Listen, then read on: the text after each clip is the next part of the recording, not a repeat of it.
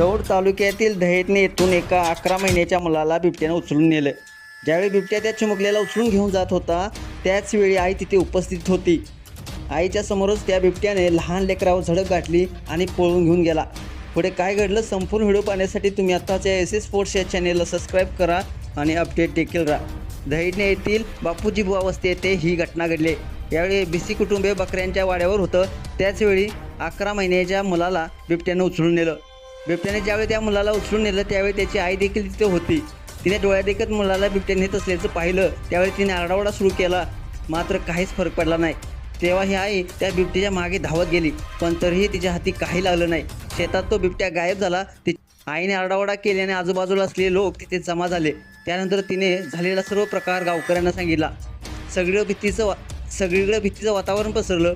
गावकऱ्यांनी एकत्र येऊन मुलाला शोधण्याचा खूप वेळ प्रयत्न केला। लाट्या काट्या घेऊन सर्वजण शेतात घुसले। काहींनी वन विभागाला याची माहिती दिली। वन विभाग आणि यवत पोलिसांनी स्थानिकांच्या मदतीने परिसरामध्ये बिबट्याचा शोध घेण्यास सुरुवात केली।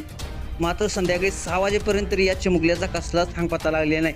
वन विभाग स्थानिक अशा दोन्ही पोलिसांच्या पथकाकडून डॉग स्क्वॉड माध्यमातून या चिमुकल्याचा शोध घेण्याचा प्रयत्न केला जात आहे। अशाच व्हिडिओसाठी तुम्ही आत्ताच्या एस स्पोर्ट्स या चॅनेलला सबस्क्राईब करा आणि अपडेट राहा। धन्यवाद।